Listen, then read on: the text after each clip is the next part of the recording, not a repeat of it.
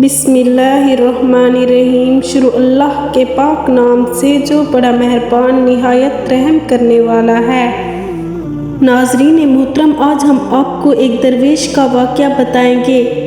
मुल्क के शाम के एक गौर में एक दरवेश हर वक्त इबादत इलाही में मशगूल रहता था। इसका नाम खुदा दोस्त था। दुनिया के झगड़ों झीलों से उसे कोई सरोकार न था। उसकी कनात और बेनियाजी को देखकर सभी लोग इसकी इज्जत करते थे और अकीदत के फूल इसके कदमों पर निछावर करते थे। इस इलाके का हाकिम बड़ा जालिम और मरदम आज़ाद था। लोग इससे बड़ी नफरत करते थे। ये हाकिम भी कभी कभी खुदा दोस्त की ज़ियारत के लिए जाता था, लेकिन वो मरते खुदा कभी आंख उठाकर भी इसकी तरफ ना देखता था।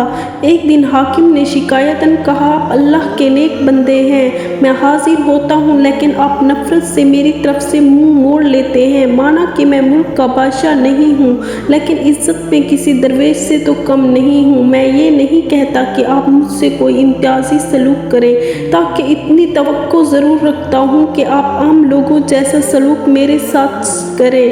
खुदा दोस्त ने जवाब दिया कि ए हाकिम, कान खोल कर सुन ले। अल्लाह की मखलूक तेरे जुल्म से नाला है। अगर तू अल्लाह के बंदों का दुश्मन है तो मैं तेरा दोस्त कैसे बन सकता हूँ?